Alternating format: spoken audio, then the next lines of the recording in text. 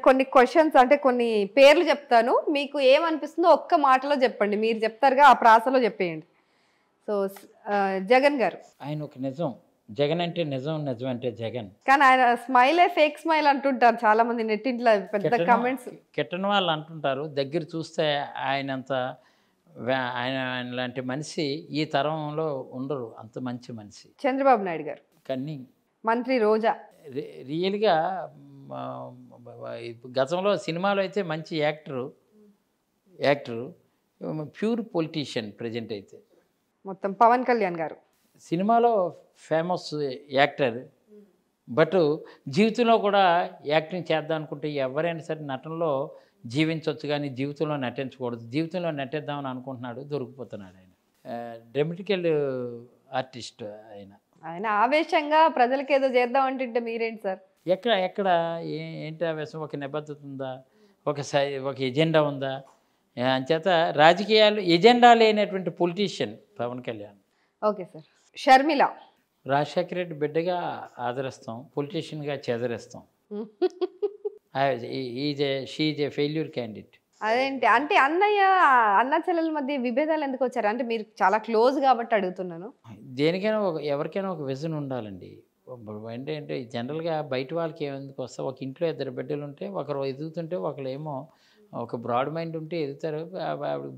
ఆమెకు broad mind లేకనే జగన్మోహన్ రెడ్డి గారు జైల్లో ఉన్నప్పుడు అంత పాదయాత్ర చేయొచ్చు. ఇప్పుడు అధికారం పవర్లో షేర్ కావాలనుకుంటే అది ప్రాబ్లం అవుతుంది అని అనుకుంటున్నాను నేను. అందుకే సంథింగ్ వాళ్ళ ఇంటర్నల్ ఇది, కానీ వ్యక్తిగతంగా అయితే రాజశేఖర రెడ్డి బిడ్డగా ఆదరిస్తాం, పొలిటీషియన్గా అయితే చెదరిస్తాం. నరేంద్ర మోదీ గారు. నరేంద్ర మోడీ గారు అంటే యాక్చువల్గా ఏంటంటే ఆయన నేషనల్ పార్టీ లీడర్ అని అనిపించుకోరు నా దృష్టిలో. రీజనల్ పార్టీ లీడర్ తాలూకా యాటిట్యూడ్ ఆయనలో కనిపిస్తుంటుంది నాకైతే. ఎందుకని అన్ని దేశాలు తిరిగి వచ్చారు నేషనల్ పార్టీ కాకపోతే? మీరు ఒకటే లెక్కేసుకున్న మన్మోహన్ సింగ్ గారు ఉన్నారు. ఎప్పుడైనా సరే అమెరికా వెళ్ళి ఇక్కడ ఉన్నటువంటి బీజేపీ గురించో వామపక్షాల గురించి ఆయన మాట్లాడరు. ఎప్పుడో వన్స్ ఆర్ ట్వైస్ ఆయన ఒక పేపర్ స్టేట్మెంట్ ఇస్తే చాలా చక్కగా హోందాగా ఉండేది. ఈ అమెరికా వెళ్ళి కూడా కాంగ్రెస్ పార్టీని విమర్శిస్తున్నట్టు మాట్లాడితే రీజనల్ పార్టీ తాలూకా లీడర్స్ తాలూకా యాటిట్యూడ్ ఉన్నట్టు నా పర్సనల్ ఫీలింగ్. లోకేష్ గారు నాట్ ఫిట్ టు పాలిటిక్స్. ఆయన ఇప్పుడు ఎందుకంటే ఇప్పుడు దేనికైనా సరే ఆయన అన్ఫిట్ అనమాట.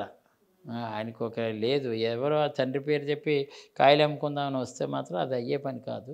Amit Shah is a real administrator. Revanth Reddy యాక్చువల్గా రీజనల్ పార్టీ నుంచి వచ్చిన నేషనల్ పార్టీలో డెఫినెట్గా ఫిట్ అయ్యాడు.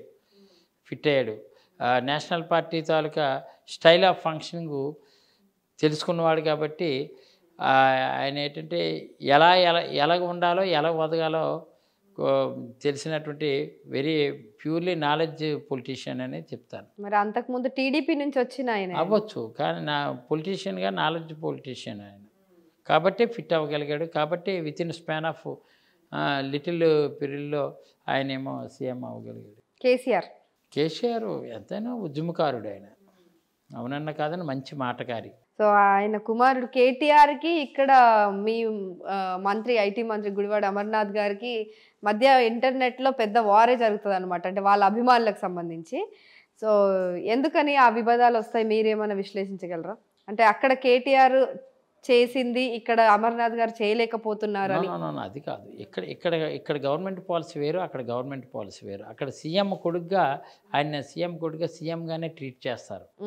ఇక్కడ ఉన్నటువంటి ఐటీ మంత్రిని సీఎం కొడుకుగా ట్రీట్ చేయలేరు కదా. ఒక సీఎం ఫాలోవర్గా ట్రీట్ చేస్తారు తప్ప సీఎం కొడుకుగా ట్రీట్ చేయలేరు.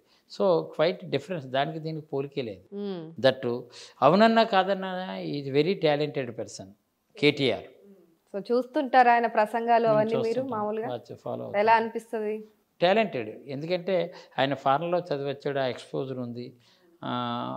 How to explain, how to motivate briefly అనేది ఆయనకి తెలుసు.